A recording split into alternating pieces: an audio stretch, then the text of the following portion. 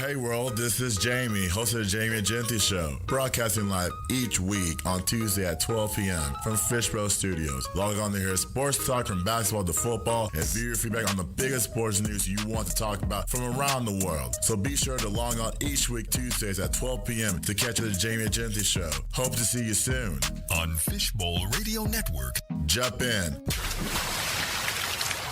Welcome to the Beyond the Game podcast on Fishbowl Radio. My name is Jamie. It's Tuesday, January the 9th, 2024. And shout out to the millions fans out there. Welcome, guys. Welcome back. I'm so sorry that that you didn't see the last episode last week. So technical difficulties. Something I wanted to try real quick that I didn't really try. I didn't get to try, but I'll try it later on. But nonetheless, we got a Cowboys playoff thing to think about. So, but before we get into that playoff stuff, we're going to be talking about the game that happened on Sunday. So, on Sunday against the Commanders, and let me address. Well, no, I'm going to address it after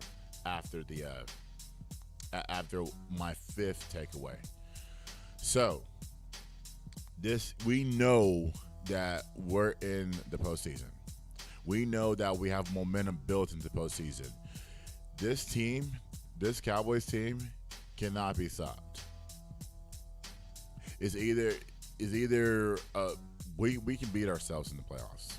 That's the only thing. And I don't think anybody else outside of the 49ers can beat us. If I'm saying that right. But let's dive into this game, and I'll give you some thoughts on what Skip said yesterday and what I'm saying to y'all today.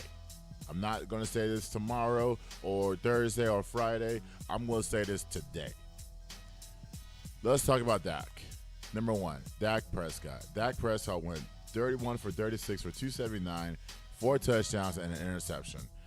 So I'm not worried about the interceptions. I know he finished the season with 9 interceptions, which is way off what I predicted. Remember, guys, I predicted 14 interceptions. I was not happy. I was not happy last season the way he was turning the ball over. But this one I'm not worried about. This one was just the defender made a great play. He made a great play and knocked the ball in the air, and interception happened, and I'm not blaming that on Dak. And I don't think he was forcing the ball in either. The Dak haters have nothing to say anymore. Okay, so those haters that have been hating on Dak from the time he started till now, those have washed away.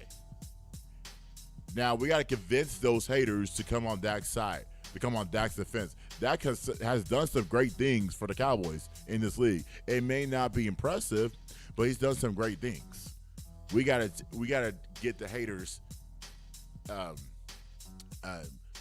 convince the haters to go to support Dak, to cheer on Dak. Now, if you're a Dak hater, then something's wrong with your life. And I tried not to make it personal, but it is what it is. Something's wrong with your life. Something's wrong in your life that you want to criticize a human being for being the best. This man threw for over 4,000 yards and 36 touchdown passes and led the league. Like what else do you want this man to do? Now he hasn't led us to a championship. I believe it's coming. I believe it's coming. But give it time. I love that he was commanding the line of scrimmage this game. I love the motions that the receivers were running. I love how he was able to dictate the defense. I love it at all. I love it a lot. I love it a lot. So 36 touchdown passes were the most since 1970. Even Romo didn't get that. And we for the longest time we praised Romo over Dak. We were convinced. We were trying to see if Romo was going to come back, but Romo ain't going to come back. We know Romo's comfortable at CBS. Dak is our quarterback. Dak is our quarterback long term, and I think he wants to be the quarterback of this team. So that's that. So let me get to before I finish this Dak stuff, let me get to Sam Howell. Okay, I told you that I have one Washington Commanders fan in this facility. Sam Howell went 19 for 27, 153, a touchdown and 2 interceptions. Not his best game. But he did get sacked 4 times, and he was unfocused. I didn't like the fact that he was like his career is going on the down spiral. It started off well. He threw for 300 plus yards. He started off well, but then again, his career is on the down spiral before it started. Like now, if I'm Washington, what am I saying about my quarterback situation? I have Sam Howell, I have Jacoby Brissett, and now I have the number 2 pick. And I'm pretty sure the number 2 pick is going to be a quarterback, because that's what the NFL is. We're going to draft the best quarterback in the draft, make him the number 2, okay, and make him start week 1 of the 2024 season. And that's going for your Commanders. Now we need to fix this franchise. Not me. I'm not a Commanders fan. Washington needs to fix their franchise. And I'll tell y'all in a second how to fix it. But Sam Howell, he's not a franchise leader. Nobody's looking at you to lead. I look at these quarterbacks today. I look at Dak. Dak is leading all around. Probably the reason why he didn't wear his NFC East Championship T-shirt, which to me it didn't bother me at all. Because some of these bigger and better than winning a divisional championship. That was the toughest division.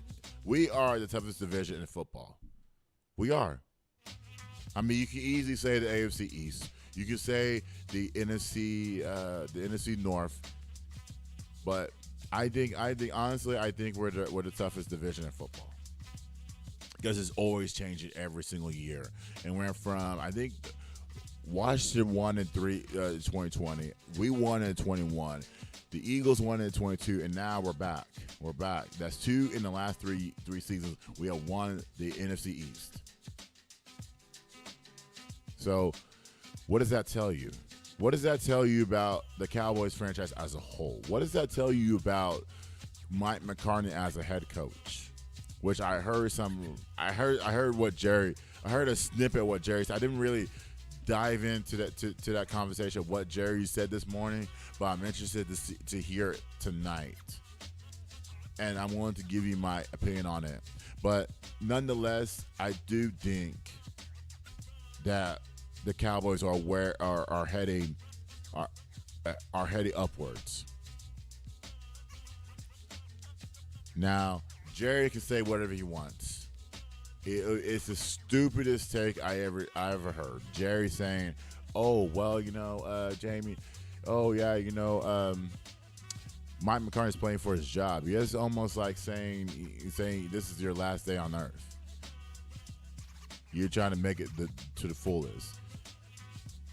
Like that puts Mike McCarthy in an uncomfortable situation.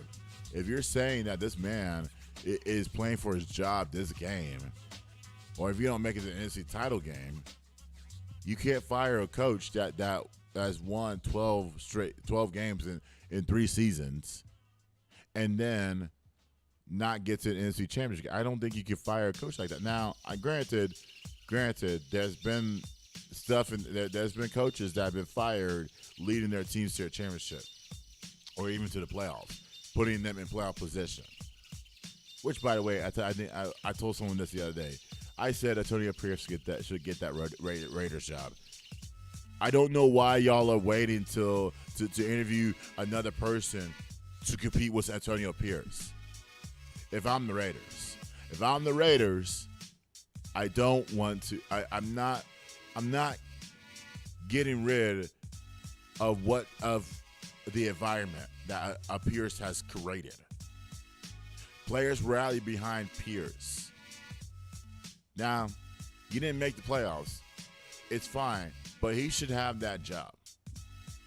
And I'm pretty sure players and leaders will vouch for him to get that job. Don't interview anybody else. The NFL coaching circle is so small now.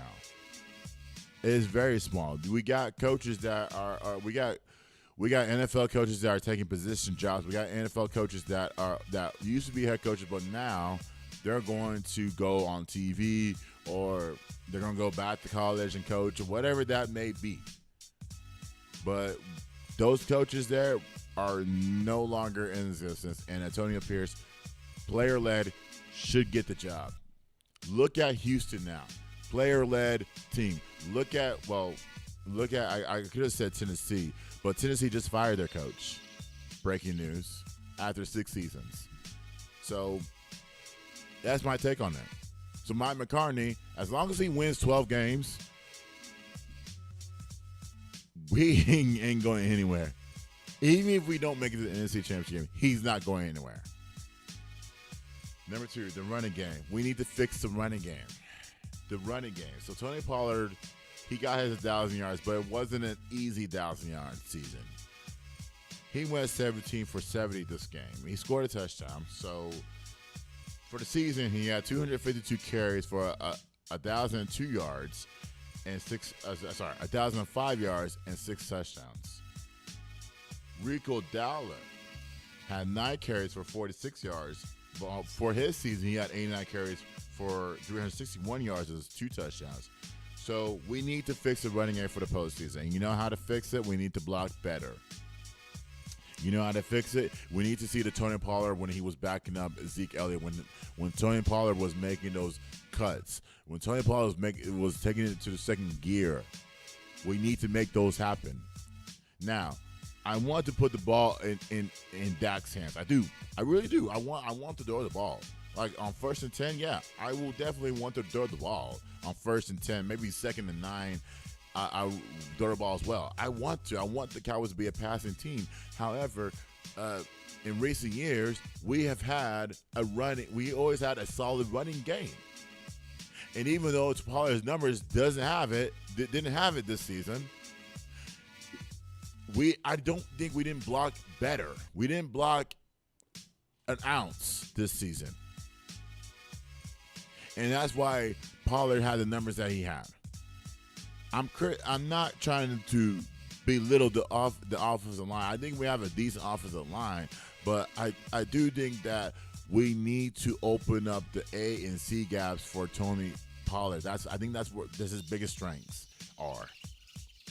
We can go and sign running backs. We can go after Devin Cook. We can do all that. But that's all noise to me. And Tony Pollard is the real deal on this team. And we must, after this season, we must find a way to sign him. We must find a way. We got to find a way because we can't let good running backs go. We just can't. I'm not going to allow it. And we need our running game for the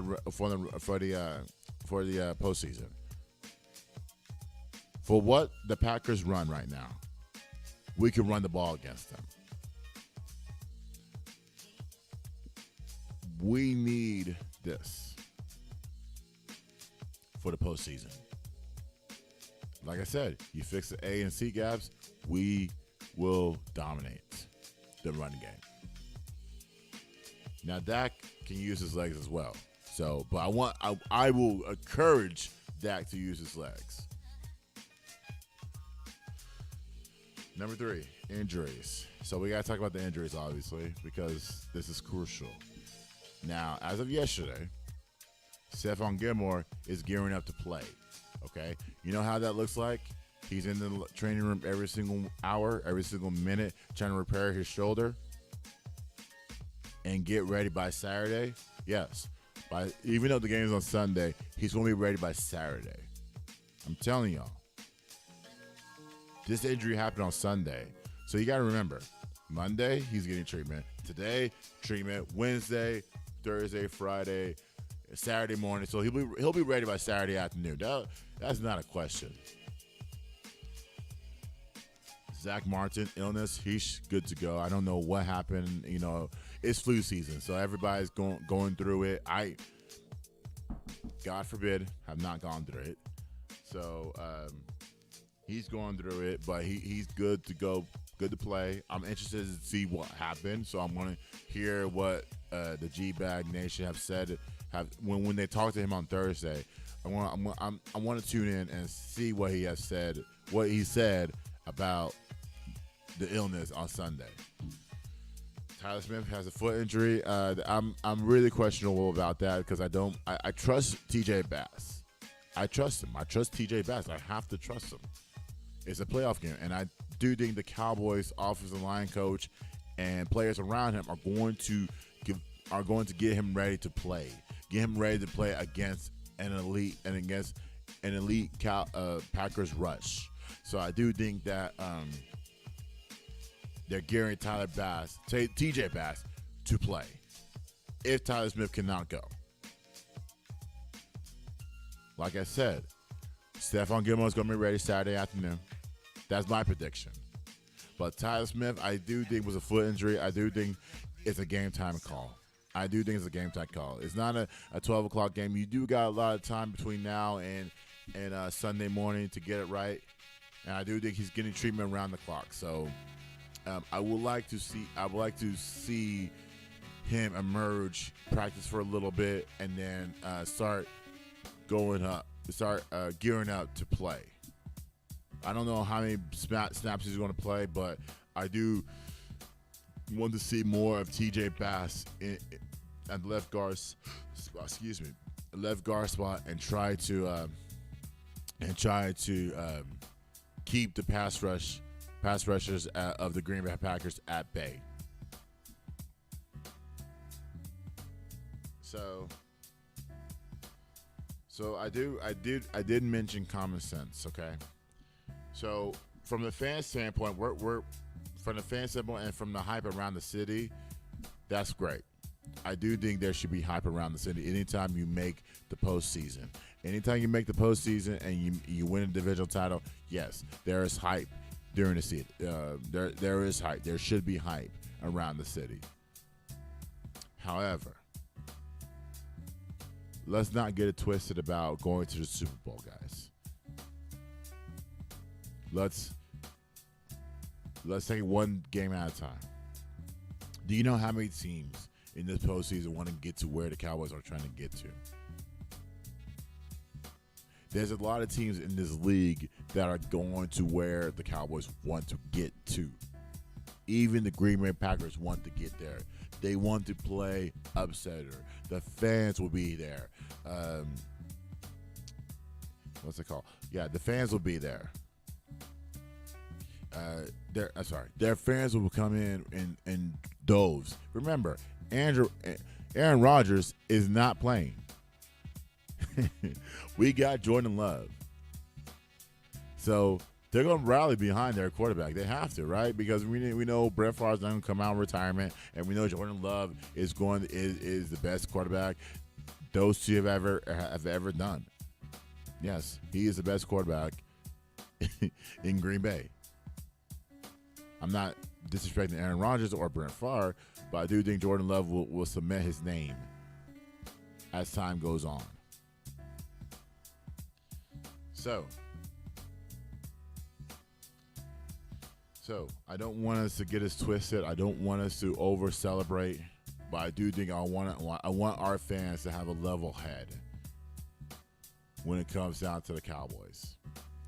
Have a level head, and let's make sure the team is locked in. There's a lot of distractions, of course, on a daily basis, but we got to be able to lock in. Now, for the players, they got to stay in town. You got to stay in town and minimize the noise, okay? You are playing for to move on to the next step. So whatever that preparation looks like for this week, whatever that preparation looks like, do it. Let's do it. Whatever that preparation looks like, let's do it. You know what I'm saying? I want the Cowboys to prepare like there's no tomorrow. I want them to prepare. If you have to go in there and watch the film Sunday 3 or 4 or 5 or 10 or 12 or 15 or 20 times to how to beat this Packers defense, how to beat the Packers team at whole, to get to Jordan Love, then yes, let's do it. Let's do it. Because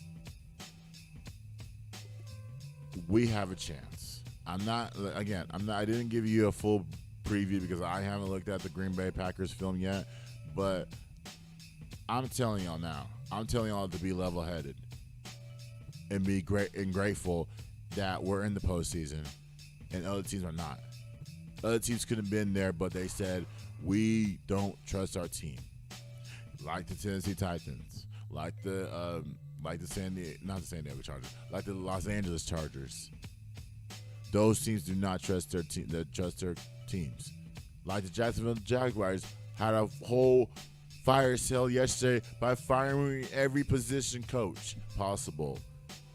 I think about at least 6 or 7 coaches got fired yesterday, position-wise in Jacksonville. That team got to the postseason last year, blew. No, I'm sorry. They didn't blew. They came back from 30 points down to beat the Chargers. And now they're saying, well, we made the postseason last year. We had an awesome regular season start. And then now we're on this semi-downfall. Our quarterback got hurt. Our defense gave up a lot of points. We lost to the worst team in the league, who they fired their coach. And now we have to start over. That's why that's why teams are firing their coaches. We're starting over. And so with the Cowboys and our fan base, we got to be grateful and level-headed that we are in the postseason for the 3rd straight year and take it for granted. Now, before I get back to my Cowboys talk, I want to go to number 4. So number 4, he's not in here now, but he will be in here soon. I want to talk about the Commanders a little bit. Their woes, okay? And they haven't, in recent history, they haven't had any success playing. They haven't had any success playing football, okay? And we need to talk about the positives, but the negatives first. Let's talk about the positives first, and then the negatives afterwards. So, Terry McLaurin, he has 6 receptions for 56 yards this game. But for the season, he has 79 receptions for 1,002 yards and 4 touchdowns. He's the ultimate pro, okay?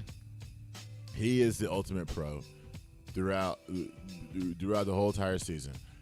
You did not have a quarterback.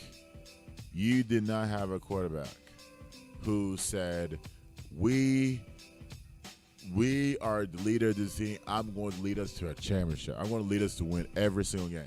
I understand winning in the NFL is hard. I understand that having a quarterback consistently for 17 games is tough. Every quarterback does not have the ultimate skill like a Dak Prescott or a Josh Allen or Aaron Rodgers for that matter. Okay? And I'm saying this because Terry McLaurin could have complained for the ball. Now, CeeDee Lamb never complained for the ball. CeeDee Lamb had a personal conversation with Mike McCartney, and they talked about how to get the football. And look at the numbers right now from CeeDee Lamb. And so, but for McLaurin, it's okay. It's okay to complain. It's okay.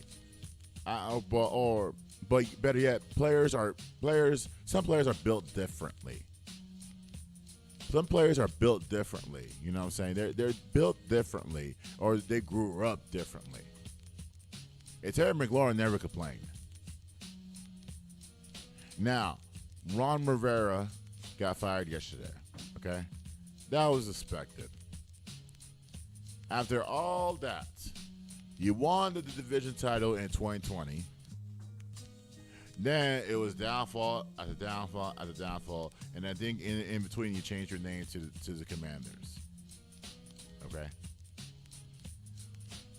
What needs to be fixed? First of all, yesterday you hire an NBA GM, a former NBA GM. The Warriors, he led the Warriors to 4 titles for 2015 to 2022. You hire a basketball GM.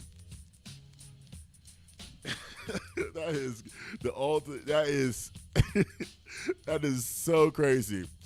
From basketball to football, you're kidding me. That's basketball GM stuff. And then you hire another one that has success in Minnesota. So I'm like, what is going on here? It's already a mess. You fired the coach yesterday, and then all of a sudden you hire a Warriors, an NBA GM. Now my question would be: are you going to hire a Warriors player, as a former Warriors player, for your head coach? That knows nothing about football.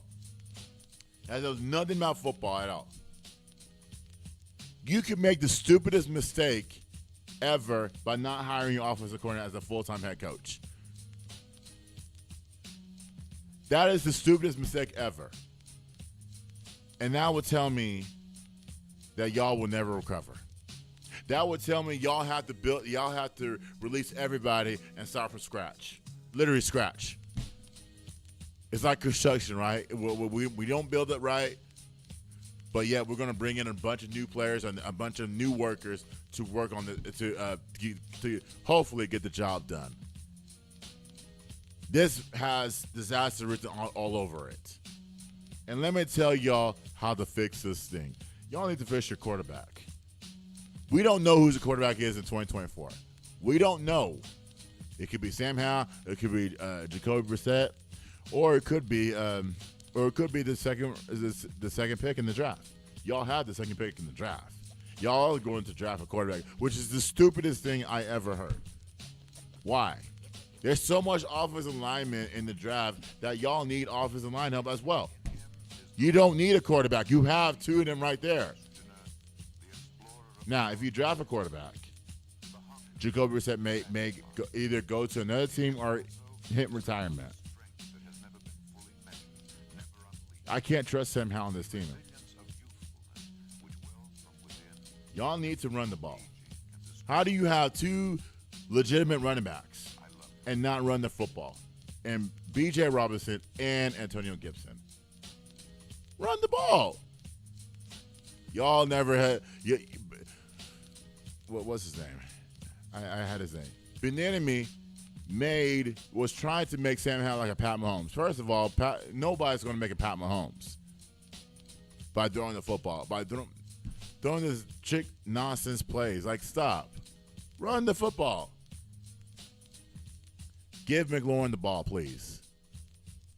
We already know what McLaurin has. McLaurin is looking at other receivers like CeeDee Lamb or Justin Jefferson, and they're getting the ball with a great quarterback.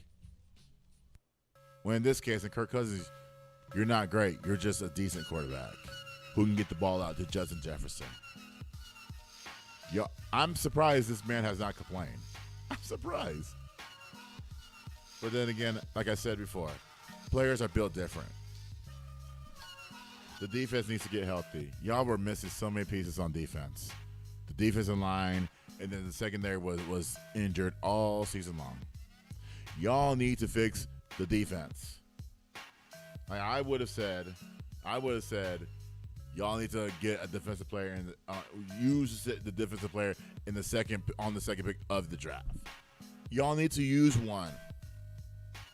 Don't screw up this draft. Now, let's play a clip from Josh Harris, the owner and GM of the Washington Commanders, and I wanted his take on it. Let's play a clip, please. We weren't good enough this year. We didn't get it done on the field, and so we've decided to go into a new direction. And I think, as you probably heard, I'm going to be leading that search, both for a head of football operations as well as a head coach. And I'm going to be assisted by my partners, Irvin Magic Johnson, Mitch Rails, and David Blitzer, as well as a couple very well-known sports executives, Bob Myers, who I've known for many years and have a tremendous amount of respect for, and Rick Spielman, who obviously is a 30-year football executive of the year, obviously 10 years with the Vikings.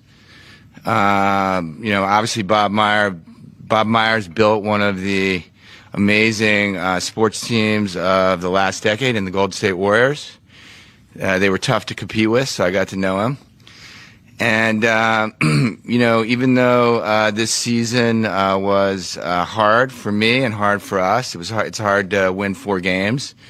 From my point of view, we are coming out of this with poised for a great future. A lot of draft capital, a lot of cap space, and I'm lucky enough to be supported by an amazing ownership group, and obviously we think we're an attractive destination for the next generation of leadership. And so this is probably amongst the most important jobs I have as a managing partner, and it's important that I do this personally and get this right, and that we bring in the right leadership.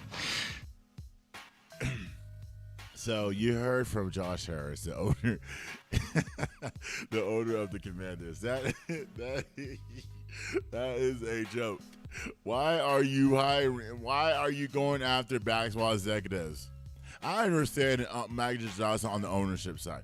Let Magic be the owner. As a matter of fact, Magic should be owning an NBA team. He knows in the NBA than the NFL. Y'all ain't going to get this right. This is a failure from start. From now to the season has started. The season hasn't even started. The draft hasn't even started. And now y'all are failing. What has Bob Myers got to do with it? I can now, granted, you can hire a well-renowned NFL executive. You didn't tell you tell me you can't find an NFL coach that's won numerous Super Bowls like a Tony Dungy, for that matter. A Tony Dungy that's won a couple Super Bowls. You're telling me you can't find that product in the NFL? You're telling me that? Come on, man. This franchise is nothing. And I would tell y'all that, Commanders fans, y'all should choose another team. Your head coach should be either Eric Bieniemy or Antonio Pierce. And I say Antonio Pierce because if he does not get that Raiders job full time, y'all should be knocking on his door, calling his phone, and offering him the job right away.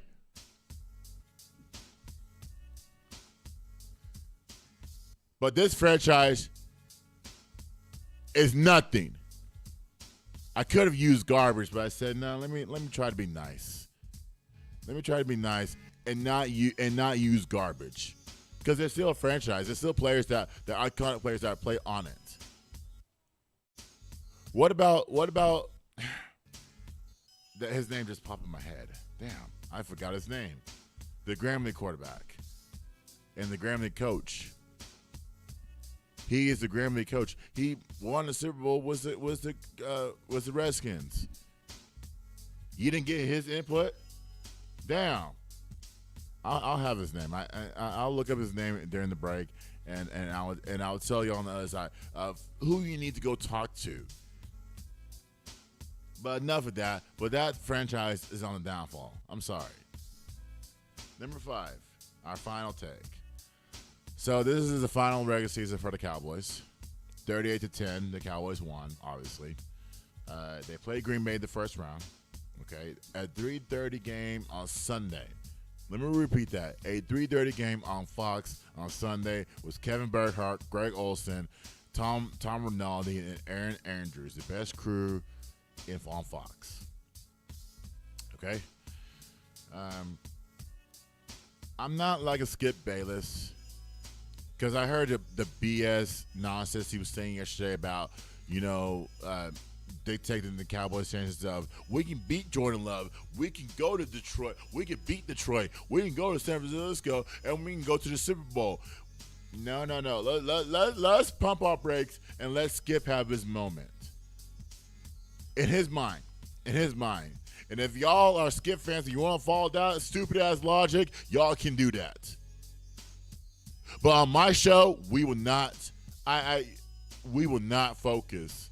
We will not, you see? We didn't dive in on the Packers because I don't know anything about them. I just know about their quarterback and I know their coach. That's it. That's all I know.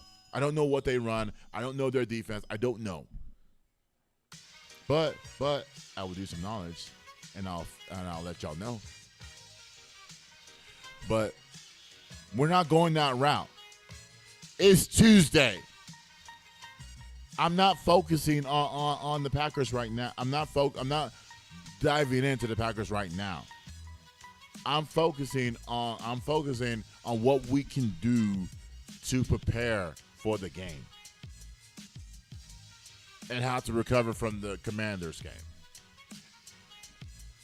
So, with that being said, we need to fix. We need to stop listening to Skip Bayless and listen to some knowledgeable people like Keyshawn Johnson that was saying yesterday, let's pump the brakes. Let's take it one game at a time. Yes. The Packers, yes. And also, the Packers are riding on momentum. They have won 7 out of the last 10 games. This is not going to be a cakewalk, guys. This won't be a cakewalk. Now, granted, we're better than them on the field, but I'm not going to say, but this is not going to be a cakewalk. It's not a cakewalk. I'm just going to leave it at that. We got to focus. That's what I said. Prepare. And then we are the 2023 NFC champs. Let's focus on that. Because it could have gone to the Eagles, which I'll explain in a second. But let's go to the Dak and CD, and let's hear from them and see how they talked about the winning the NFC East title for 2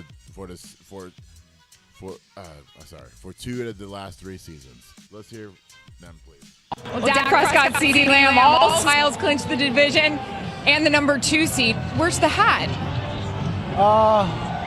I want something bigger than that. All right, we got it. All right, and I know that. And before we talk about the postseason, can we just talk about this? I mean, you said yourself this week, the last 4 games, we didn't finish out. We need to do it here.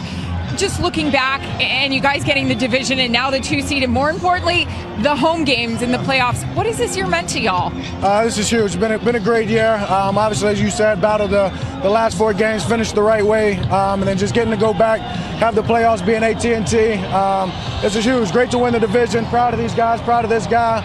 Awesome year, but we're damn sure not done. I know you're not done, and we'll talk about it in a second. I mean, what a couple of weeks for you. My gosh, breaking records last week. Obviously, what you guys did here today. CD, can you just talk to me about the connection that the 2 of you guys had and what this was like for you in this regular season? This started a long time ago, honestly, and just us being consistent and staying true to ourselves and, just trusting our work that we put in the offseason. I feel like that's also showing itself a lot. And, man, it's only the beginning for us, and I'm excited for it. Yeah, you said this week, this is big, because we want to go home, and we want to play a wild card game, and we'll see what else at home. Can you even tell me what it's going to be like at AT&T next week? Definitely going to be electric. If it's anything like our last home game, it should be a good one. Very excited. Looking forward to Cowboys Nation, seeing y'all again. Let's do it. What do you think? Are we even going to be able to hear you say, here we go? It will be exciting. It'll be loud. Fans got to control our emotions same way as we will, and it'll be a hell of an atmosphere. I know your head coach wants you guys to go in right now so you can hear who you're playing. Good luck, you guys. Thank you. All right, so anyways, like I said before, we got to be able to control our emotions, and momentum is right on either side right now. So I will have a take on that, on the Packers Cowboys matchup soon as early as maybe Saturday or Sunday. But how did the Eagles fail? Inconsistency. I didn't see this coming. I didn't see that, the Eagles will be on this downfall. Like, you lose 5 of the last 6 games. Damn, it's not an individual player. We're looking at the whole entire team. We're looking at Nick Sirianni. We're looking at Jalen Hurts. And say, what did y'all do? What happened? And if you lose on Monday night, next Monday night, oh man, it's gonna be tough. We lose on Monday night, but we advance for some reason. Then, oh man, it's gonna be tough. But hey, to each his own, right? Momentum shifts anywhere. Honestly, I didn't expect coming into the season winning the division. I didn't expect to come see us doing that. I came to see us, winning 12 to 13 games. I think I predicted 12. Oh, I was right. Hey, I was right. Shout out to Gabe. I was right. Because I said 12-5. I said 12-5 before the season started. Wow. Y'all need to go listen to that podcast, man. I think it was around August or September when he was here. He predicted 11-6. I predicted 12-5. So I was right. Oh my gosh. But anyways, I just want to say I was right. But nonetheless, the game is on Sunday at 3:30. I will have predictions. Make sure you stay up and with me, because we're going to be talking about the matchup. All right, so last night, college football. This is the final college football game of the season. Not until September, because we're going to see from now till September starts. We're going to see a bunch of teams play, their spring games and the annual spring games, to see how the team's going to progress throughout the season. So I'm interested to see this, and I'm interested to talk about it. But the game last night, Michigan versus Washington. Now, I chose Washington because I felt like Michigan didn't have them. Michigan didn't have it. I thought Michigan was distracted by the noise, but I don't think they were. I think they were motivated by the noise. And it's okay to take accountability. Like I said in the beginning, it's okay to take accountability. Jim Harbaugh did not take accountability. He should have, but he did not. And y'all are not victims. Y'all just motivated by the noise. You're motivated by the noise, period. Now, Washington disappointed me last night in the second half. You had numerous chances to go up in this game, but Michael Penix overdrew some receivers. He was throwing high, he was throwing low, he was throwing behind. It was just too much. And it's like, he could say he was a great quarterback, but it proved that he wasn't. It proved that he has some inconsistencies in his game. He went I'm surprised Washington threw the ball 51 times.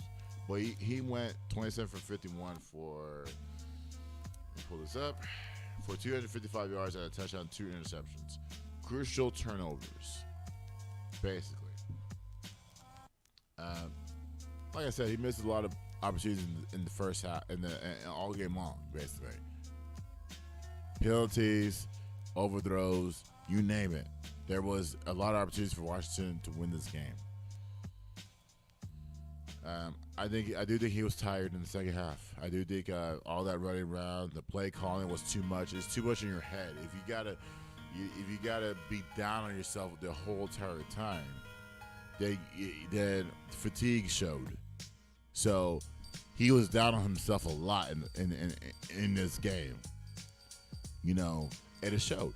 It showed that fatigue, that as long as you're down, if you're down on yourself, you're going to be stressed out, tired, and figure out ways to beat a Michigan defense, which Michael Penix was. He was tired, basically.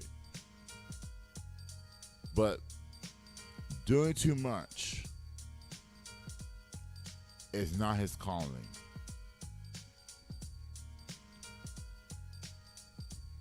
But it's just too much. It's too much emotions. That's what got me last night. And you know, I like how he grew up. I like how he's overcame the injuries. I love that he was able to stay strong and be a college football quarterback, because it's not easy going through those emotions, doing all the studying, and then being hurt, and then doing it all over again, and then transfer it to another school, and then get them to the college football playoff.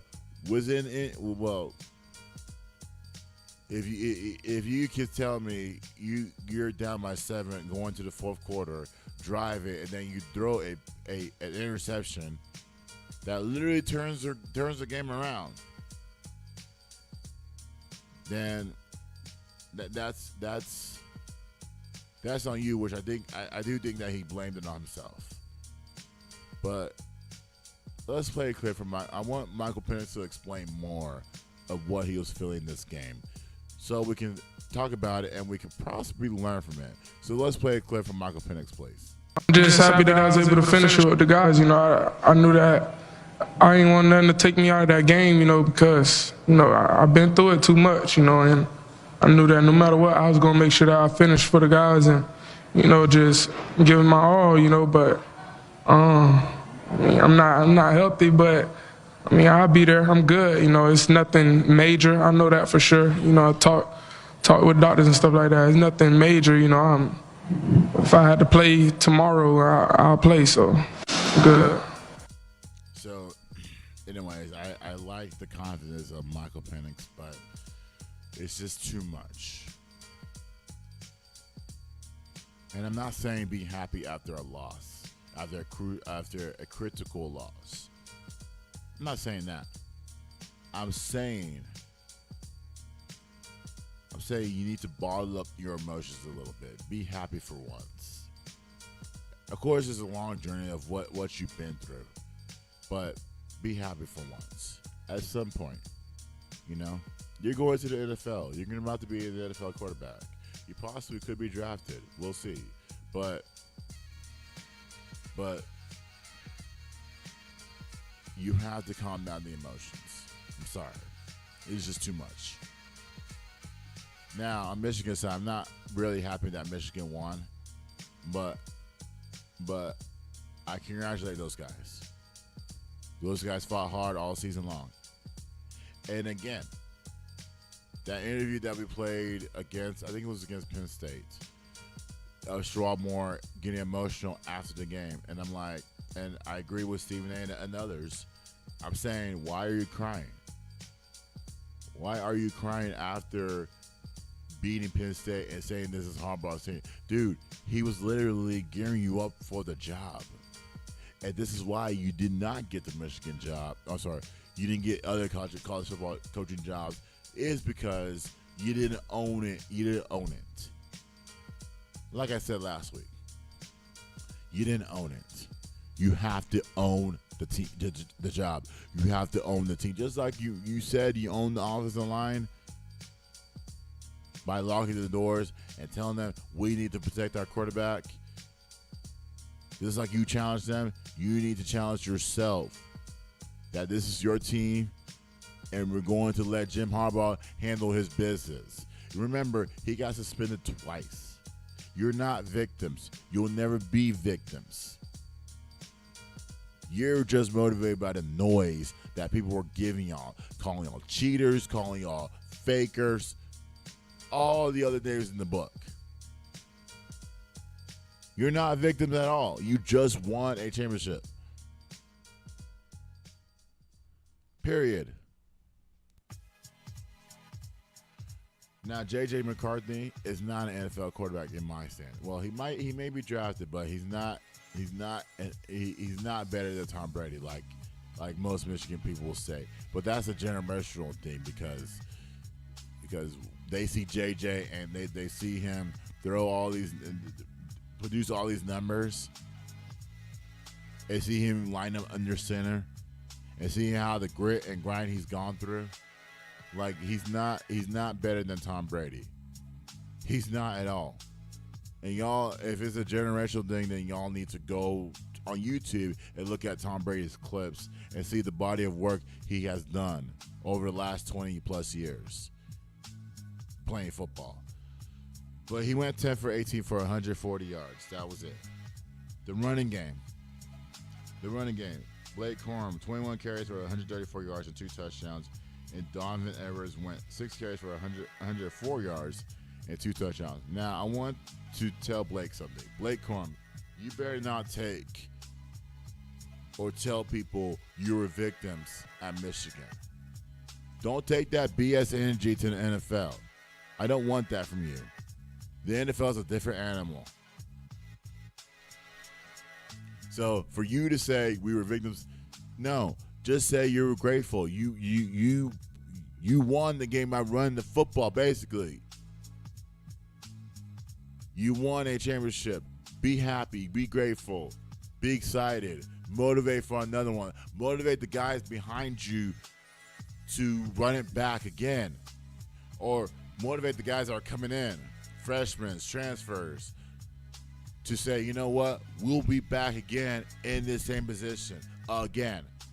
And Jim Harbaugh and Sharon Moore will be back. You can say those things. But then again, it's like you want to bring up the past. The past happened. 2023 happened. Jim Harbaugh got suspended twice. It happened. Okay? He learned. Well, actually, he did not learn. But it's all right. Y'all won. Okay? Be happy. Go celebrate. But, you know, they dominated line of scrimmage, which I expected that because Michigan is better than Washington at the line of scrimmage. Their defensive line is better than them. Sorry, the offensive line is better than their defensive line. And then Mike Sturstill, he's the cornerback. He got 8 tackles for an interception. I honestly think he should be a first round grade or a second round grade. I do think I love his ball skills. But I will predict he's a first or second round pick. So, I have 2 questions. Should Harbaugh go to the NFL? To me, there's 5 openings. Should be 4. You know, if you give Antonio Pierce the Raiders job full time, it should be 4. I look at the age, right? I look at the age and I look at the previous history. He didn't do that bad in San Francisco. But again, in Michigan, you have all these recruits coming in and they see their coach go to the NFL, but yet it's like they'd rather transfer. You know what I'm saying? They'd rather transfer than stick it out with another coach. Now, to me, it can go either way. You can either stay there, you can love it, you can vet it, you could embrace it, or you can just take the easy route and leave. Which to me, you shouldn't leave. That's my ideal. Coach Harbaugh gets interest in the NFL again, then then let it be. If he goes to the NFL, then let it be. If it's not this season, then I don't think he's going back to the NFL. I'm not taking a 60-plus-year-old man to coach a rebuilding football team. I'm not doing that. I'd rather do that with a 30, 40, or 50-something-year-old man that has player-like experience to coach a football team. And Jim Harbaugh, even though he's played in the NFL, he played at Michigan. I would say that I'm not convinced. I'm not sold on Jim Harbaugh going to the NFL. I'm not. I don't think he should. The offensive coordinator is Sean Moore.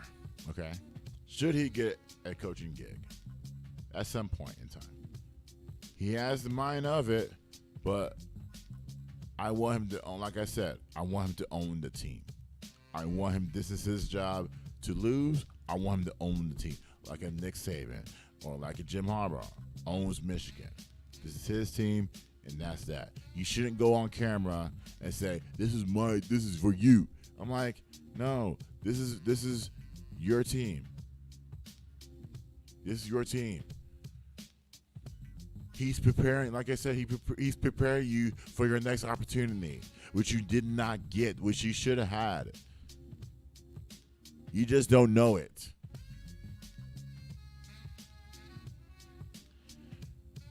But I don't know. As long as you keep the same, as long as you could change your mindset of owning a team, then I would tell you that, okay, it's all right, you can own this team. But let's hear from Jim Harbaugh, please. Personally, I can now sit at the big person's table in the family. They won't keep me over there on the little table anymore. My dad, Jack Harbaugh, won a national championship, and my brother won a Super Bowl. So it's good to be at the big person table from now on. Personally, I can now sit at the big person's table in the family. They won't keep me over there on the little table anymore.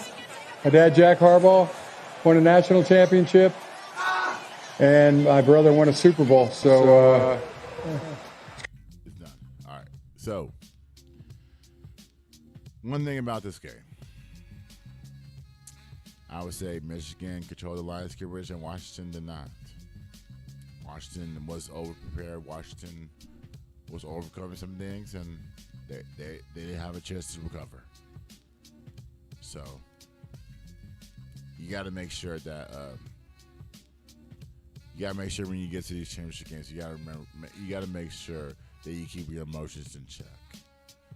We understand your story. We understand where you came from. We understand that. But when you're playing for a national championship in front of an audience, a football audience, you got to play your best out there and give it your all. All right. So that matchup won't happen until like October the 5th. So because both teams are in the Big Ten, but Washington's in the Big Ten, so no revenge. It'll just be a regular season game. All right. So before we get to break and before we close out this college football season, you know, you hear me talk about the Longhorns. I talk about the Mean Green, North Texas Mean Green football team. I'm very high on them on that. I talked about the college football playoff, and the transfer portal is one of the biggest things that are talked about right now, and it is going to continue to be the biggest things that we talk about right now. Because right now we see players transferring from place to place to place to place to place to place. Some players are at their fourth school. Like, if you can't get it right at your second school, what makes you think your third and fourth school will give you that opportunity? Like, let me give you an example. DJ, you take it. For the longest time, I can't pronounce his name right. For the longest time, I will say that you couldn't get right Clemson, but you go to Oregon State, and then a coach change happens in Oregon State. A coach change happens in Oregon State, and then you go to Florida State because of Jordan Travis. What makes you think you wouldn't get it right at Florida State, DJ? Is it you or the coach? Because you're saying at 2 stops is Coach Dabo's fault and that Jonathan Smith is coach at Michigan State. Isn't that your fault? Have you not done the things to improve as a quarterback? Have you done those things? No, I don't think you have. Or else you would have stayed at Oregon State, was a new head coach, and learn from the new head coach and learn from the recruits that are there right now. That's one player. I mean, I'm pretty sure there's a lot of other players that have done the same thing that DJ Giltega.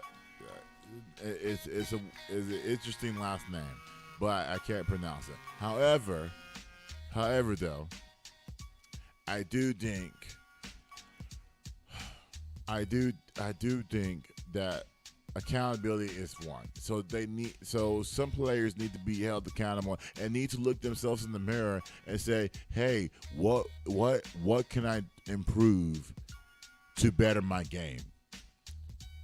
So that whatever happened at Clemson or Florida State or even Texas for that matter does not transfer to Duke or Clemson or whatever college you decide to go to. Your level of play does not transfer to the next school. That's why I want to learn. That's what I want these players to learn whenever they're thinking about transferring to another school. Or better yet, if you're talking about North Texas, I don't want it to be a stepping stone, but also you got to convince the players to stay. Like Chandler Rogers put up unbelievable numbers. Did that for a whole entire season for a 5-win North Texas team. And you're telling me on North Texas that team's going to win championship one day. That team's going to get to the biggest bowl one day. Really? Really? You're telling me that? You didn't even win the conference championship in the Conference USA. You barely won the Sun Belt. That was before my time. But you're telling me that the blueprint's there to win the AAC in 2024 and beyond. You're telling me that? You're full of it. Your quarterback put up over 3,000 yards passing. You had a running back that ran for 1,000 yards, and then you had a receiver that caught the ball that also had 1,000 receiving yards. And you're telling me that all 3 guys are transferring to other schools as they should, and you can't get Vince to keep the same team. And now you're telling me and other North Texas supporters and real North Texas supporters to support this team at 5 wins a year. 5 wins. No, I will not support this team at 5 wins. Really? What is the blueprint? What is the blueprint of getting this college? We have invested so much money, like I said, on facilities. And y'all telling me we can win 5 games. We can't keep our quarterback. We can't keep our running back. We can't keep our wide receiver, which is why I understand them transferring. Some things I understand why they transfer. Others I don't. Maybe it's transfer for playing time. Maybe it's just transfer because you hate the players on the team. You hate the coach. That's not one way to transfer. One way to transfer is to elevate your status, elevate your brand. I think that's what Chandler Rogers is doing. He's elevating his brand. Malik Murphy is elevating his brand because he knows in 2025 he would not. In 2024 or 2025 he would not be the quarterback on this team. They would go to Arch Manning, and Arch Manning is not even ready for that spotlight. He's not even ready at Texas. He will never be ready.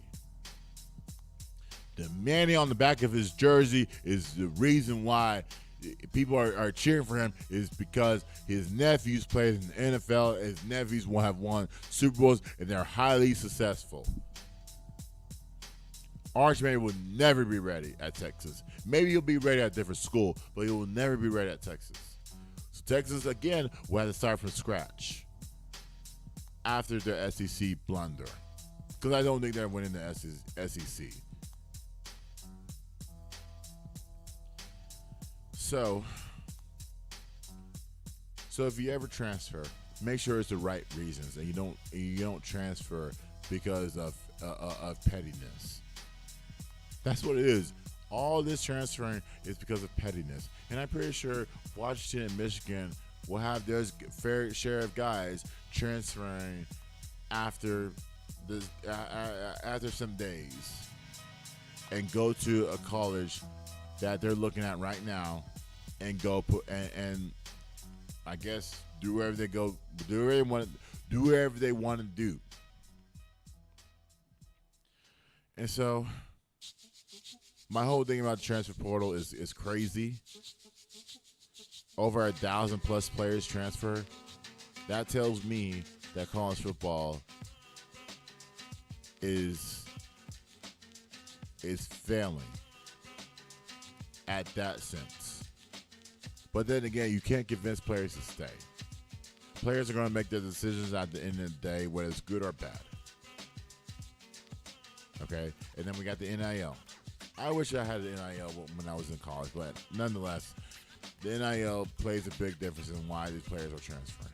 So, you got that. But pettiness, but at the same time, do it for the good. Make sure that you go to a school that you can actually get playing time.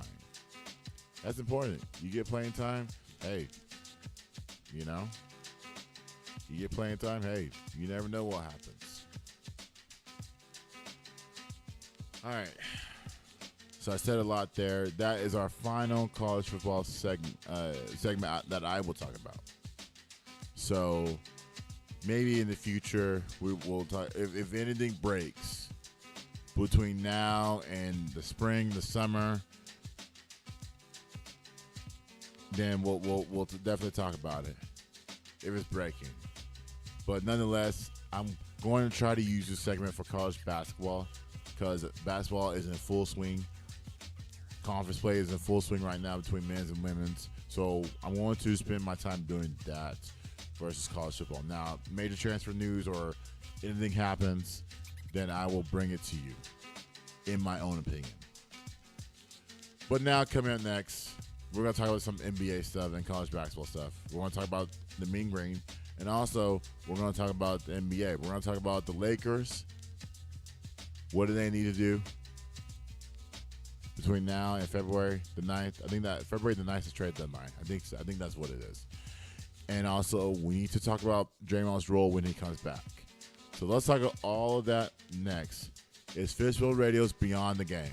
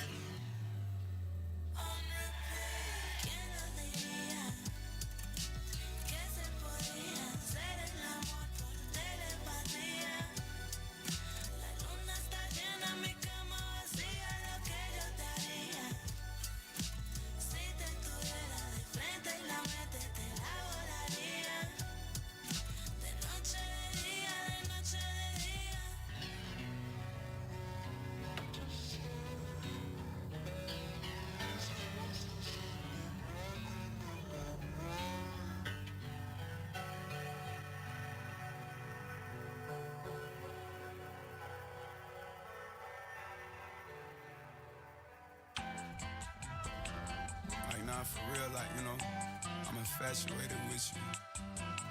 I just feel like you a natural, you know, like you just got something I like, you know. And I like what I like. I like it when I like it. Hot girls where I'm from, we don't look like models. Tan lines, big curves, and the energy glows. You'll be falling in love with the girl from Rio.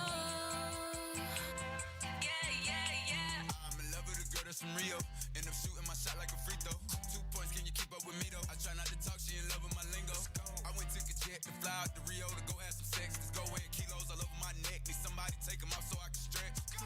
I need you to help me, baby. Ain't had too much time in my schedule lately. I've been grinding harder like I never made it. All this time invested in my elevation to the top. Got all of the haters wishing I would stop. In love with you, baby. Wait, but maybe not. Like maybe I'm faithful, maybe I'm a thot. I'm in love with a girl that's for real. I got it, I got it, I got it, I got it. It runs in my blood. Oh, I love it, I love it, I love it, I love it. You already know. Oh, I take my dozen. I'm lucky, I'm lucky, I'm lucky. You know, oh, it's my love affair. Hot girls where I'm from, we don't look like models. 10 lines, big curves, and the energy glows. You've been falling in love with the girl from Rio. Hot girls where I'm from, we don't look like models. 10 lines, big curves, and the energy glows. You've been falling in love with the girl from Rio. Oh no, you goes out forever. Babies having babies like it doesn't matter. Yeah, the streets have raised me, I'm favela. Baby, it's my love affair, it's my love affair. Yeah. I just had to leave another lover. Guess he couldn't handle my persona. Cause I'm cold like winter, hot like summer. Baby, it's my love affair, it's my love affair. Yeah. Oh, oh. I got it, I got it, I got it, I got it. It runs in my blood. Oh, I love it, I love it, I love it, I love it. You already know. Oh, I take my dozen. I'm lucky, I'm lucky, I'm lucky. You know, oh, it's my love affair. Hot girls where I'm from, we don't look like models. 10 lines, big curves, and the energy glows. You've been falling in love with the girl from Rio. Hot girls where I'm from, we don't look like models. 10 lines, big curves, and the energy glows. You've been falling in love with the girl from Rio. Hot girls where I'm from, we don't look like models. 10 lines, big curves, and the energy glows. You've been falling in love with the girl from Rio. Hot girls where I'm from, we don't look like models. 10 lines, big curves, and the energy glows. You'll be falling in love with the girl from Rio.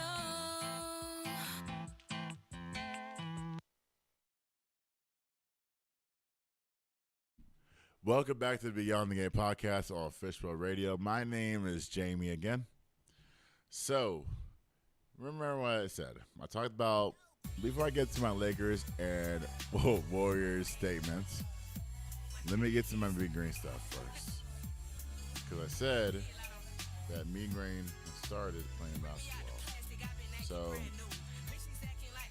So I talked about these two matchups. Well, yeah, they had two matches that they played against, both men's and women's. So let's talk about the matchup of Mean Green and women's. Let's start with the women's first because they started last Tuesday. They were playing against Temple. They beat Temple 34-63. Tamisha Lampkin had 20 points.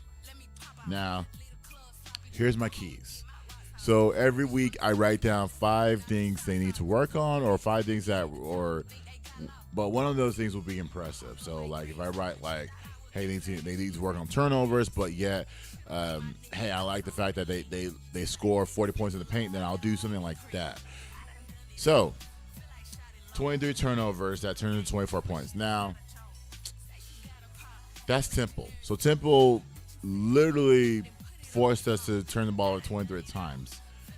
But they were able to score 24 points off those turnovers, which is why this was an 11-point game instead of a 20-plus point game. If I was a coach, which I should be, most people would think, oh, yeah, you're a coach. You should be a great coach. I will, if my team ever turns the ball over 20 times, we will drop practice. We won't even shoot the ball. For about an hour and a half, we'll work on ball handling. We'll work on connection with our teammates. We'll pass the ball around, and we will work on getting to know our teammates. What's their biggest strengths is, what is their weaknesses to the point we can improve on their weaknesses. That's how you communicate. That's why you don't turn the ball over 20 times. That's the reason why. We don't know this team. This team is doing too much. We need to fix our turnovers. That's what it is. But the good thing is that we held Temple to 30% shooting. So they didn't shoot the ball well, but 30%, we did our job. It was our first American Conference win. Our first one. We lost to Charlotte, but we beat Temple. Our first conference win. And then we dominated the paint. So we outscored Temple 40-30 in the paint.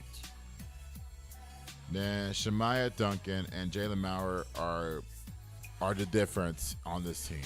So Shemaiah is a two-way player. Jalen Mallard is a player that is very physical down low. Takes a lot of charges though, so which is good. And by the way, we got to give a shout out to Laster Powell. She has taken 21 charges in 16 games. So I want to give a shout out to her because I saw that stat last night. I was like, we're taking charges. We're adding numbers to charge. What we're doing with charges. Charges is becoming a stat now.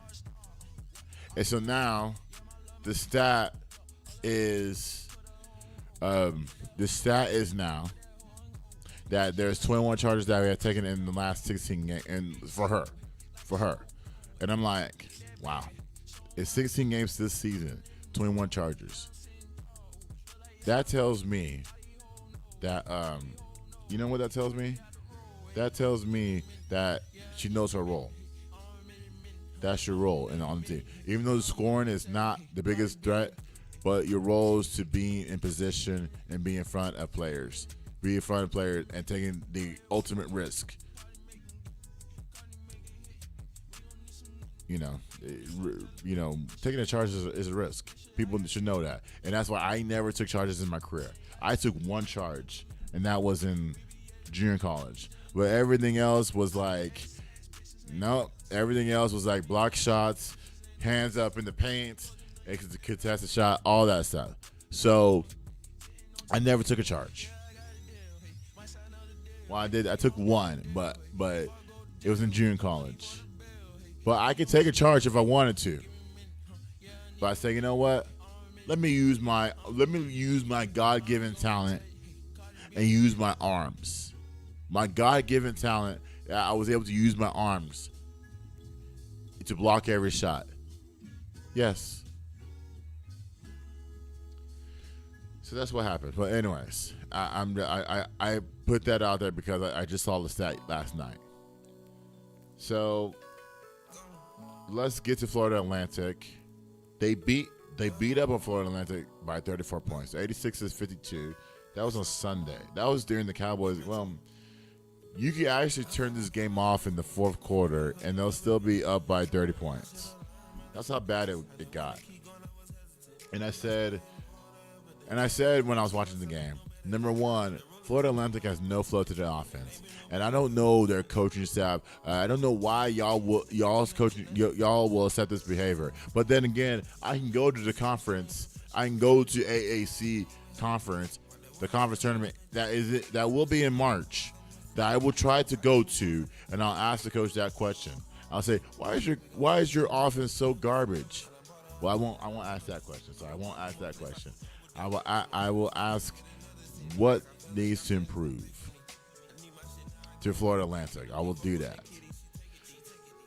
Number two, I think this is a big one for the Mean Green. They shot 5 for 16 from 3-point range, which is good. Is good because this team does not take more than 2 threes a game. They don't make more than 2 threes a game, which they hit 5. I think that was the biggest difference. Hitting 5 threes was a big difference on this team. Again, points to the paint, 46 points. So I think in order to beat North Texas, you have to make them an outside shooting team, which that is hard to do because they're going to try to force you to go inside. So and they have players that can drive to the basket, get inside as well. Number 4, 60% shooting, and they control the game. So 60% high. Again, 46 point pace translates to 60% field goal shooting. So there you go. It's a mixture of, there you go. That's what happened.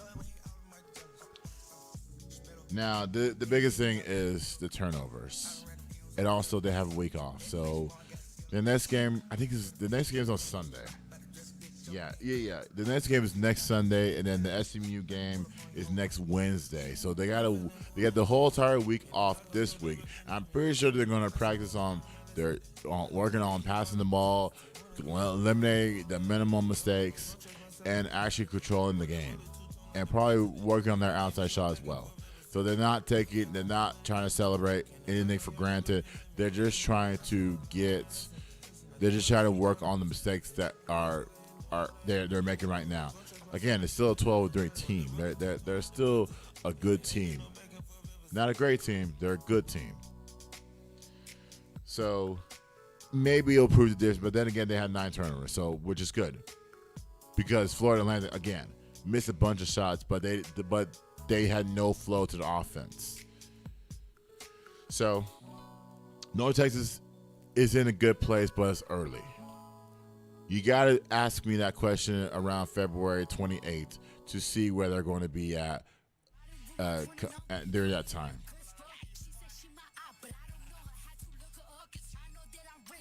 Number 2, Mean Green football. Okay? Sorry, not Mean Green football. Mean Green basketball, sorry. 2 teams. Now, North Texas blew out both of these teams on the men's side. So North Texas beat Wichita State 74-62.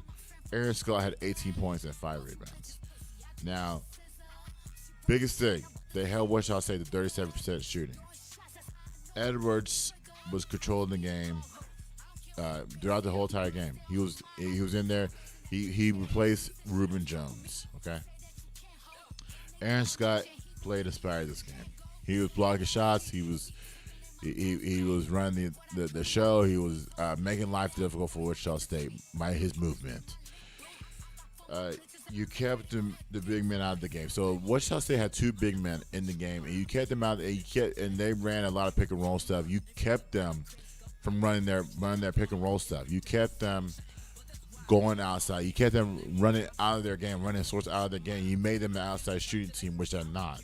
They run a lot of pick and rolls, but the pick and roll opens up so much. Let me tell you something. The pick and roll opens up a lot from the outside, which Wichita State was not hitting a lot from the outside. And once they weren't hitting a lot from the outside, I think North Texas took advantage of that. And so the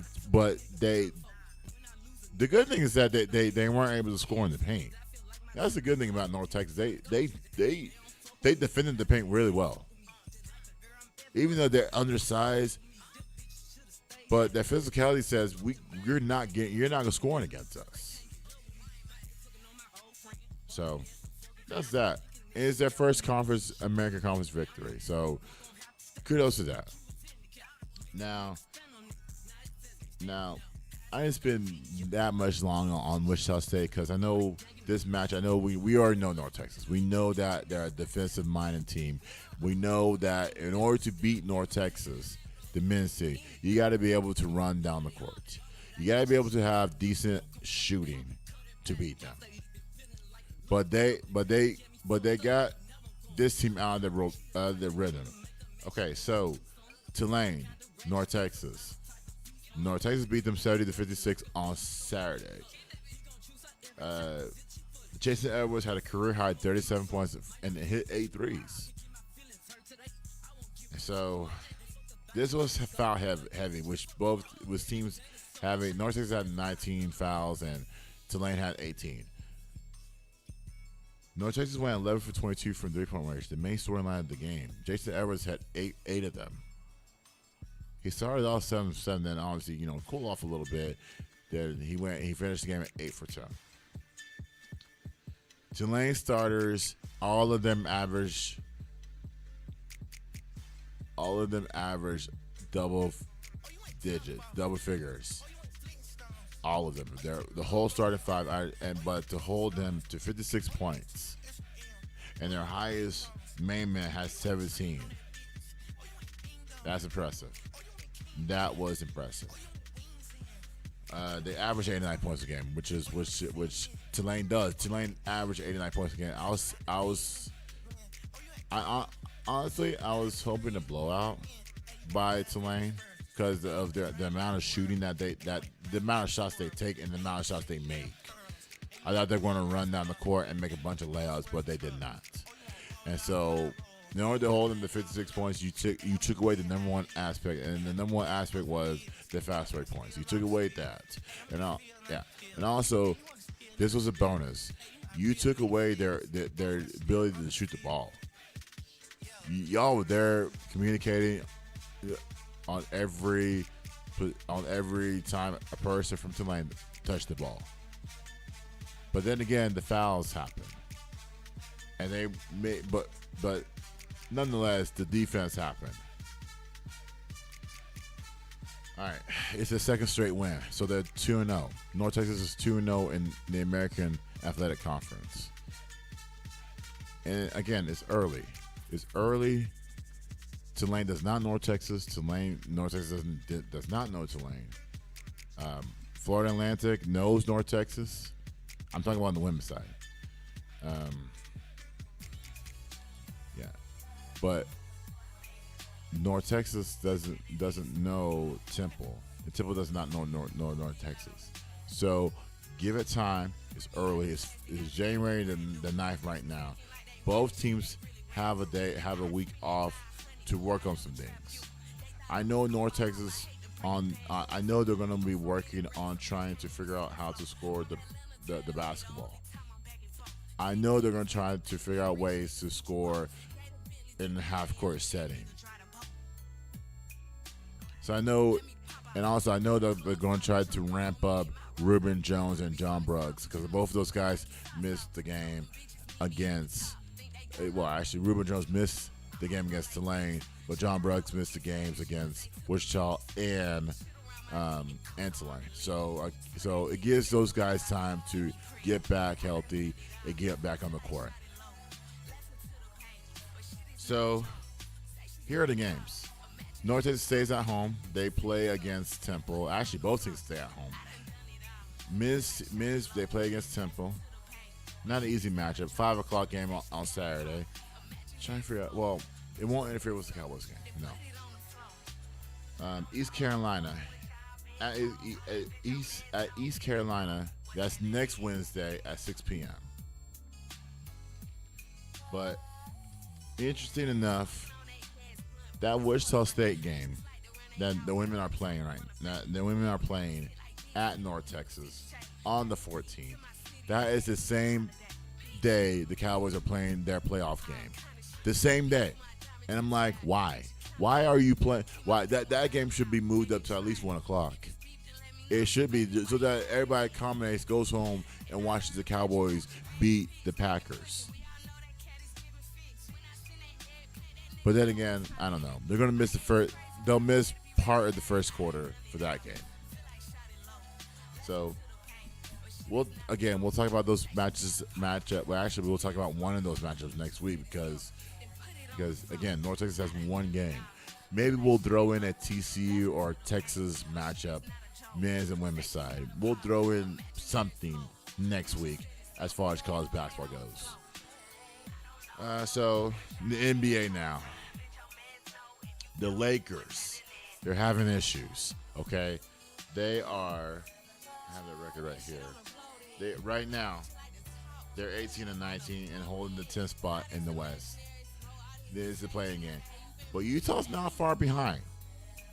If Utah can keep this stretch of games between now and the 15th, and now and the 16th, because that's our next show. We're going to talk about the Utah Jazz and see what they're doing to come back in this stage of the game that no one else is talking about. But I want to talk about that next week and do a deep dive on the Utah Jazz and see what they're doing differently and why they are winning so many games. They just beat Milwaukee last night after Giannis said, "Oh, we got 4 months to improve." Yes, you do, Giannis. Yes, I agree with you. However, though, we need to relax if you're in Milwaukee. But anyways, I'll talk about Utah next week. But the Lakers for now, my question would be, is Darvin Ham losing this team? They were recently on a 4-game losing streak. LeBron and AD are playing out of this world. I think both players have missed 1 or maybe 2 games apiece. And I saw this online. I saw this on Instagram. So shout out to Instagram. I saw the teams that need to. It gives a description of what teams, what NBA teams. I guess it gives them a funny prediction, and it gave the Lakers the find the fountain of youth. And honestly, I don't know if you can find that. I don't know if you. I think this is a LeBron and AD led team, more LeBron than AD, because I do think if you put AD out there, right, if he's scoring all the points, then it's not going to be successful. Okay, I can't trust Anthony Davis to be a one-man show on this team. I can't trust that. Maybe in New Orleans, but I'm not going to trust it right now. They beat the Clippers 106-103, which that's one win. And then LeBron's averaging 25 points a game on 35 minutes a game. At 39 years old, he's averaging 25 points a game. Better than most of these guys that are under 30 that are doing right now. He scored 25 points in 38 minutes the other night. So this is going to be, again, that's why I said LeBron's going to continue to play 30 minutes a game. I didn't believe that notion of Darvin Ham, oh yeah, we're going to keep him to 28. Bullcrap. This man's going to continue to play 30-plus minutes a game. Maybe 35 at this point. Might as well just keep that at. Because if he's looking at that, if he's looking like that at 39 years old, he ain't going to break down. He's not going to break down. I don't think LeBron's going to break down. Now, I was talking to somebody the other day. Trade scenarios. He was talking about getting Trae Young. Who else was he talking about? He was talking about DeJounte Murray. He was talking about who else? I can't remember. Oh, Terry Rozier. He was talking about BS. No, not BS. He was talking about things like that. And I'm like, okay, you make a case for Terry Rozier, but I don't think you make a case for Trae Young or DeJounte. If the Hawks are in it, the Hawks are saying if we can be in it between now and February, we don't have to give up our assets. We can keep our assets. We just need somebody to shoot the ball. That's it. Consistent shooting. That's it. We just need somebody to shoot the ball and be able to roll the basket and be able to defend the basket. We just need those things, and then we keep DeJounte and Trae Young. But the Lakers don't need a third star. Kendrick Perkins is wrong. He is wrong on so many levels. You don't need a third star to complement LeBron and AD. You don't need that. It proves failures in the past. What third star has won a championship? None, right? You go back to Boston. Well, actually, yeah, maybe one. Boston. But even Kobe and the Lakers, rest in peace of Kobe, did not have a third star. They had a bunch of players that knew their role. So if LeBron were to come out and say, hey, we need a third star to Darvin Ham and the Lakers organization, they'll follow his request. However, though, players, you spent the whole entire offseason looking for shooting and also looking for somebody to back up Anthony Davis. You found a couple of players that do that, which I don't agree with one, but I kind of agree with getting Jackson Hayes on this team and putting Rui at the 5 spot when he comes back. When Rui comes back, he'll be at the 5 spot. But LeBron's not worried about getting a third star. Every individual, from Torian Prince to Austin Reeves to D'Lo to Taurean Prince, they know their role. Cam Reddish knows his role. But unfortunately, Cam Reddish does not know his role. Let's go to Darvin Ham, please.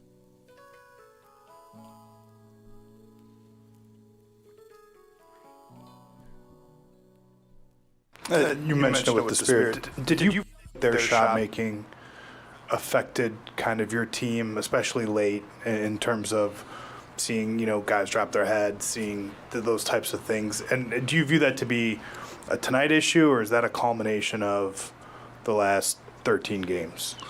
I think it's just, whenever you play good defense, high-level defense, and guys are able to knock down shots, especially guys that, have coming into the game, hadn't really shot the ball well for the opposing team, or you play perfect defense with 23 seconds, that 22 seconds, that 23rd second, the shot goes up and they hit it, and it is what it is. It's the NBA, man. This is a marathon. And, you have to look at the totality of the picture. I'm tired of people living and dying with every single game we play. It's ludicrous, actually. It's like, come on, man, this is a marathon, and we hit a tough stretch. It's the same team that, we played some high-level games a little while ago, and we just got to get back to that. We got to keep the fight, though. We cannot lose our fight. It's early. It's 37 games in. It's early. We're going to be fine. They're going to be fine.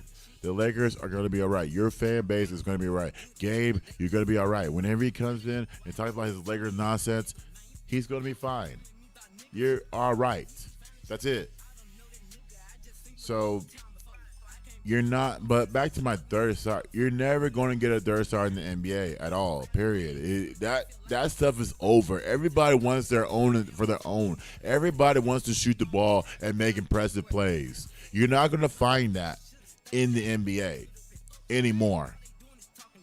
That's never happened. Phoenix is the last team that's going to happen to. And right now, the Phoenix Suns are barely 500. They're barely 500. It's not working out. Bradley Beal has not played every single game. Kevin Durant and Devin Booker have. And you're telling me that Bradley Beal is going to reclaim his superstar status? The man can't even stay on the court. At this point, you might as well make him a role player. Everybody has a role in the NBA, and everybody's going to flourish in it. You don't need a third star to complement your team's success, to win a championship. That will never happen in today's NBA. But the next 5 games proves crucial. Tonight, you have the Toronto Raptors. Then you have Phoenix on Thursday. Then you have Utah at Utah Saturday. Then you have OKC next Monday, MLK Day. And then you have Dallas next Wednesday. So, crucial 5-game stretch for the Lakers. Let's see where it goes. All right, my last and final point of the day. The Warriors rotation is about to be screwed up because they lost 133 to 118 to the Raptors on Sunday. Draymond's back. They said Draymond will be back in a week. Chris Paul is out 4 to 6 weeks with a sprained thumb. At 17-19, they are at the 12th spot. So they're a game behind Utah and also a game behind the Lakers. 2 games behind Phoenix and Houston. And a full 5 games behind New Orleans for that 7th spot. And actually, yeah. So both Dallas and New Orleans are both tied for 6. So what needs to happen? Okay? What needs to happen now is they need to find the identity. Draymond's coming back in a week. Okay? Draymond is saying, I want to be in the starting lineup. I don't think he'll be in the starting lineup right away. I do think that they'll work him in off the bench and try to get him some minutes. And I don't think I want Draymond to go back to be the disruptor that he was. He wasn't crazy. He made numerous mistakes. And the NBA said, you know what, we're going to sit you down. And that's what they did. And was their sit down was Adam Silver. This is what Draymond said. Play that clip, please.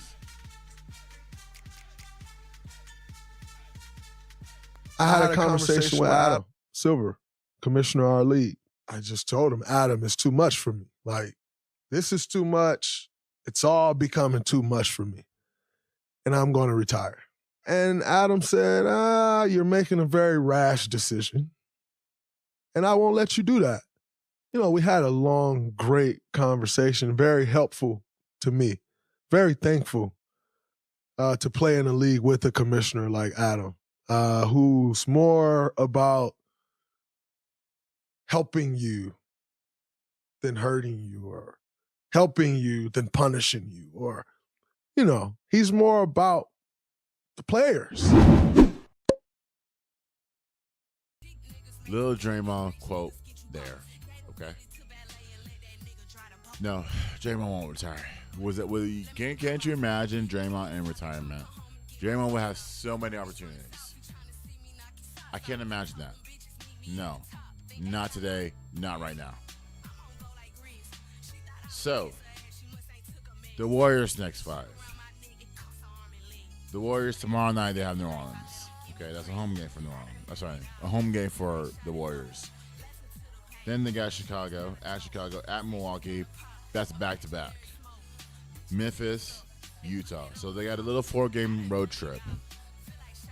So, to me, Draymond will play in one of those games, and he will shine. I do think he will come back as the Draymond as before. The disruptor on the defensive end does not allow any paint touches, does not allow any paint points.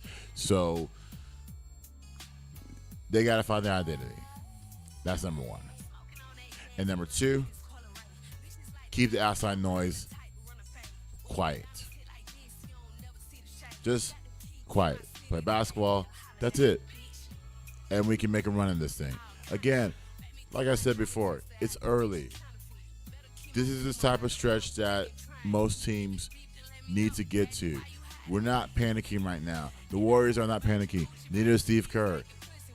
We talked about Steve Kerr getting up in age, and coaches, players are not listening to him. Listen, Steve Kerr is a championship winning coach.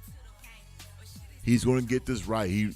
I trust him more than any of these worthless coaches in the NBA. So Steve Kerr will get this right. It doesn't have to be perfect, but he'll get it right. Klay Thompson will come back and shoot the ball better. Steph, we know what Steph's going to do. And Andrew Wiggins, yeah. You look at the whole entire roster right now. You can't tell me in the next 2 to 3 weeks this team will be back in the 7 to 10 spot. You can't tell me that. Just a little bit of defense here and there, and then that's it. And we'll fix it. All right. So, I said a lot today. We just got to see what happens next week. But I will talk about the Utah Jazz next week. So, those are the 2 things I want to talk about because those things are making those teams are making major headlines right now. But I want to talk about those today. But I will talk about the Jazz next week because nobody's talking about them, and I want to talk about them. I want to talk about the positive in the NBA. But next week, oh man, I don't know if I'm going to be upset or be excited. But next week, we're going to talk about the Cowboys and Packers matchup. We're going to dive in that matchup. And hopefully next week we don't have to talk about the offseason. I'm hoping next week we don't have to. Because if we have to, then I think you have to watch out. But we'll talk about that next week and a bunch of college basketball and the NBA stuff. But guys, thank you for listening and watching to Beyond the Game podcast. And just a reminder, look for my posts around Saturday or Sunday. More Saturday than Sunday because I will talk about that matchup against the Packers on TikTok, on Facebook. So I'll talk about that on Saturday. But until then, have a great one, everyone, and take care of yourselves. It's Beyond the Game on Fishbowl Radio. I'm Jamie.